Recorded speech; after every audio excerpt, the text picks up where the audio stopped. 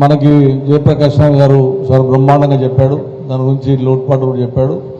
దాని తర్వాత నేను మాట్లాడిన తర్వాత హరీష్ అన్న కూడా మీకు పూర్తిగా చెప్తారు, ఎందుకంటే నాకు కూడా అవగాహన ఉంది కాబట్టి.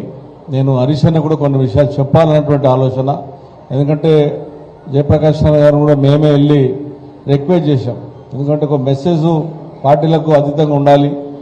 ఇది ప్రజా సమస్యలని పరిష్కరించాలంటే ఒక పార్టీకి కాదు, అన్ని పార్టీలు ఇన్వాల్వ్ కావాలన్నటువంటి ఆలోచన అందరికీ నేను రిక్వెస్ట్ చేశాను. ఎందుకంటే నన్ను గెలిపించిన ప్రజలకు అన్యాయం జరిగితే ఊకునే మాధవరం కాదు కాబట్టి అందరు కలపాల్సిన హక్కుంది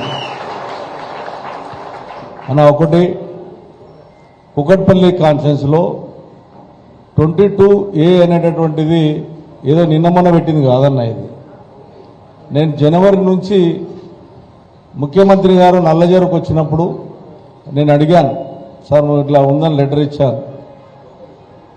మళ్ళా 3వ నెల పొగిరెడ్డి శ్రీనివాసరెడ్డి గారు మా కైతలాపూర్కి వచ్చినప్పుడు కూడా ఓపెనింగ్కి వచ్చినప్పుడు ఆ రోజు ఇదే మా వసంత నగర్ కానీ, మా సిబిసిఐడి కాలనీ కానీ, ఎన్ఆర్ఐ కాలనీ కానీ, భగత్ సింగ్ నగర్ కాలనీ కానీ, సత్యనారాయణ స్వామి కానీ, సర్దార్ పటేల్ నగర్ కానీ, సాయినగర్ కాలనీలో ఇబ్బందులు ఉన్నాయి.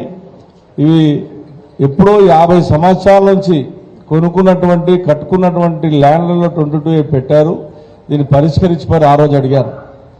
మొన్న ముఖ్యమంత్రి గారు హౌసింగ్ బోర్డుకి వచ్చినప్పుడు కూడా నేను, ముఖ్యమంత్రి గారు, రెవెన్యూ మినిస్టర్ గారు ఇద్దరు కూర్చున్నప్పుడు మళ్ళా కూడా దాని మీద నేను అడిగాను. వెంబడే ముఖ్యమంత్రి గారు, రెవెన్యూ మంత్రి గారు స్పందించారు.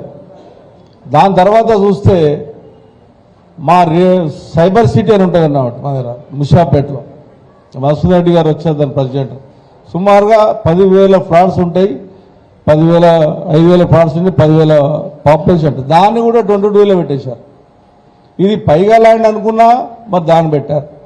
ముషాపేటలో ఏదైతే ముషాపేట గ్రామానికి ఉన్నటువంటి ల్యాండ్లన్నీ 22లో పెట్టారు. సరే, అది దాని తర్వాత తెలిసి మళ్ళీ వచ్చి నాకు బేగంపేటలో వచ్చేసారు, సార్ మావి కూడా 50 ఏళ్ళ మేము మా ఇళ్ళల్లో ఉన్నాం, మావి 22 పెట్టారు. అంటే కాన్స్టిట్యున్సీ మొత్తంలో 22 అంటే చాలా మందికి అర్థం కాలేదు.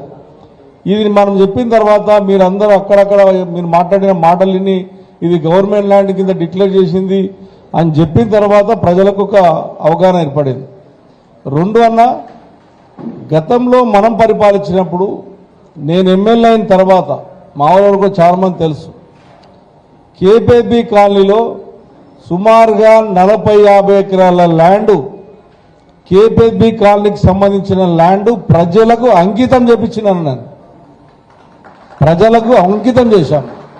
ఉదాహరణకు ఫస్ట్ ఫేజ్, సెకండ్ ఫేజ్లో ఉన్న 3 ఎకరాల ల్యాండ్ హౌసింగ్ బోర్డు వాళ్ళు అన్న మేము అమ్ముకుంటాము అంటే దాన్ని కోర్టు ద్వారా పరిష్కరించి పార్కుకు కేటాయించి 3 ఎకరాల ల్యాండ్ ప్రజలకు అందుబాటులో తీసుకొచ్చాను. 3వ ఫేజ్లో 3 ఎకరాల ల్యాండ్ దాన్ని అమ్మ ప్రయత్నం చేస్తే దానికి కేటీ రామారావు గారి నాయకత్వంలో వెళ్ళి 3 ఎకరాల ల్యాండ్ దాన్ని మహిళా పార్క్ అని పేరు పెట్టి దాన్ని కూడా పార్కును డెవలప్ చేసి ప్రజలకు అంకితం చేశాను. 9th ఫేజ్లో అది కమర్షియల్ పెట్టాను. ఇవాళ అమ్ముకుంటే 500 కోట్లు వస్తాయి. ఇవాళ అమ్ముతే కేటీ రామారావు గారు శ్రీనివాసరెడ్డికి ఏదో పని మీద వస్తే ఇది ఏంటన్నా ఈ ల్యాండ్ అంటే ఇట్లా అమ్ముతున్నారు హౌసింగ్ బోర్డు అంటే 24 గంటల జీవో ఇచ్చి పార్కుకు అలాట్మెంట్ చేసిండన్న. ఈ రోజున వసంత నగర్ ఇవన్నీ కాలనీలు, దీని పక్కకున్నటువంటి ఏవైతే ఇదే ఇండ్లు కాకుండా దుర్గామాత కానీ పక్కకు చిన్న ఐడిపిఎల్ ఎంప్లాయీస్ ఇండ్లు కొనుక్కున్నారు. ఎప్పుడో వాళ్ళు ఎప్పటి నుంచో పోరాడుతున్నారు, వాళ్ళ ఎంబడి మేము పోరాడుతూ ఉన్నాం. ఎన్ఆర్ఎస్ఐ కాలనీ, సిబిసిఐడి కాలనీ, ఏదైతే వసంత నగర్ కాలనీ, ఈ కాలనీలన్నీ కూడా 56 ఏళ్ళ ముందు పుట్టినటువంటి కాలనీలు, వాళ్ళ ఐడిపిఎల్ ఎంప్లాయీస్.